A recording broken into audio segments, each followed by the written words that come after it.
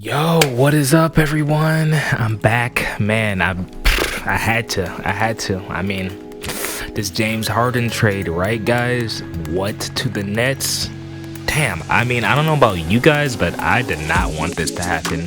This is crazy. All right, let's take a look at the details, the fine nitty gritty. Boom. Okay. All right, here it is. The Rockets, they get Oladipo, they get Dante Exum from the Cavs. Why are the Cavs in this deal? I have no idea. They got this guy, Radon Crickets, I don't even know, from somewhere.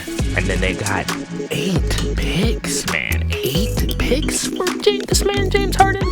I mean, a funky diabetic or someone, a YouTuber who was also reacting, made a good point where they unloaded like pretty much all their draft capital to get Westbrook and Chris Paul back in the day, I think, and now they got it back and some. And then the Nets send Karis LeVert to the Pacers, and then the Cavs get Jared Allen, Taurean Prince. So it's like, yeah, man, the bench got emptied out a little bit for Brooklyn. That's good. But with the starting star power, I don't know. I think it was actually an overall loss for the bench getting weaker, significantly weaker for James Harden, especially the defense with Jared Allen. Like, dang, and Taurean Prince, he's a pretty good defensive player. The winners of the trades, I would say the Rockets. I mean, the Rockets are in a really interesting place now, where it's like they're in a middle ground. They don't have to rebuild, but they can. They could try to, use some of those assets they just got to trade those off and bring in other players to put around, Boogie, Wall, Ben McLemore, PJ Tucker, Christian Wood, especially if Christian Wood keeps breaking out like he's continuing this season. Man, they could have a dangerous team, especially like who they have 8 first-round picks now and pick swaps, and Oladipo, and Dante Exum. Like, they have people now. They can, and especially like a bunch of guards. They could trade Oladipo like straight up for like someone who they think that would be good fit for the roster. Like, I think they're in need of like a really good, maybe small like shooting guard, small forward, like a Jimmy Butler type player. Like, if they could get like Shea for Oladipo. I know, but Thunder isn't going to trade Shea, but a player like Shea to pair with Wall and Boogie, PJ Tucker and stuff, man, that's a good team. It's a playoff team for sure. It's not going to be the Lakers, but it definitely would put up a fight against the Jazz, put up a fight against maybe the Nuggets, might win against the Suns. I don't know, man. This is a very, very, very interesting day. Was it worth it, guys? I don't know. Comment down below if you're here. I know I haven't been making videos in a while. I've just been doing other art stuff, but did not want to see this happen. James Harden to the Nets. I thought Durant was going to be like, I don't need a super team to win, even though the Nets was damn near a super team, but it wasn't really. It just had the dynamic duo and then, an incredible bench, probably the deepest bench in the league. Now it's definitely a super team. They got a lethal trio and still a decent bench, and yeah, it's just a new one. So how do we think it's gonna work in Brooklyn? James Harden and Kevin Durant have matured so much as players since they last played together on the Thunder. Man, that was so long ago. They were so young. This is gonna be so interesting to see how they can mesh, because James Harden just went crazy usage rate and stuff in Houston. I mean, they gave him the keys. They wanted him to do that, so of course he did. But I think, who's going to be the third fiddle? Man, that's tough. I think everyone's going to say Kyrie, but I want to say James Harden, to be quite honest with you.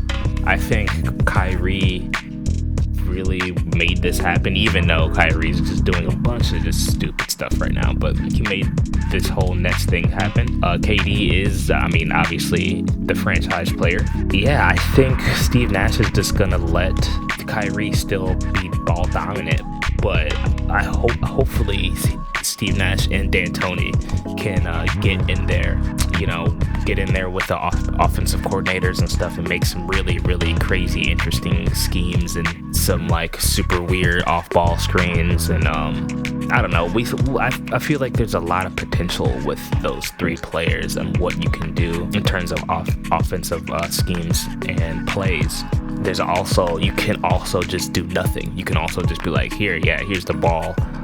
Just make sure to get it in the hands of Durant every time. You know what I mean? Dude, like, I really don't want to watch that basketball. But if they end up making really, really clever schemes and plays, like double off-ball screens to get James open, or Kyrie coming up with the ball, Durant setting a screen for Kyrie, and then, you know, people collapsing on them, obviously, and then kicking it to open James, who's like running around under perimeter or something. I don't know. That'd be like, the possibilities are literally so endless with those players.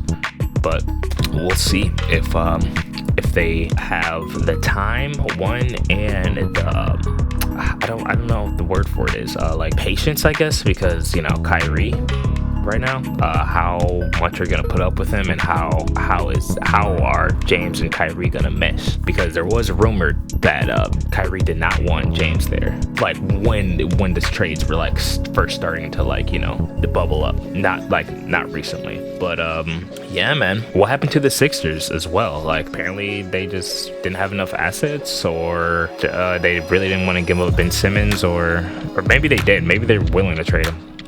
I don't know. Who knows? But this is a really interesting trade. Blockbuster. I think this makes the Nets the most lethal offense in the league, bar none. And I think it's going to be Bucks Nets in the Eastern Conference Finals, battling it out. Maybe if Bucks gets their stuff together, but we will go over that in this next week's podcast at the Swishing Well. Hey, check that out if you want. Link in the description. So if this doesn't work, I think I know who we can blame. After like a year or so, like after it doesn't work this season, and hopefully they get all three players back next season, then if that doesn't work, then okay, we know who the problem is, what the problem is.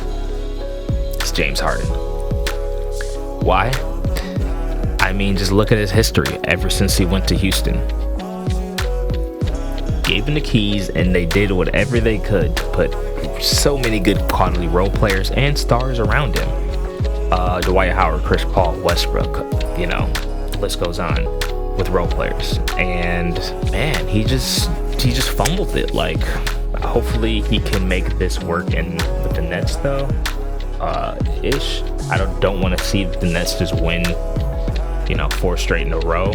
Or that'd be actually kind of cool, but I would like to see parity, and I think there still will be. There's so many good players in the league now, and so many good teams. Yeah, if it doesn't work, blames James Harden. And I know a lot of people are gonna blame Kyrie, but I don't really think Kyrie's the problem. Yeah, he just does really silly and dumb stuff, but he's a really good basketball player. I think him and Durant are tight enough where they can just leave it on the court.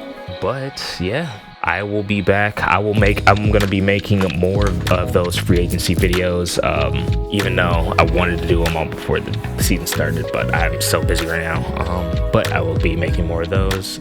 Also, let me know if you like these reaction videos. I'm going to do more content for you guys. So be sure to like and subscribe if you want to. If not, cool. Thanks for watching anyway.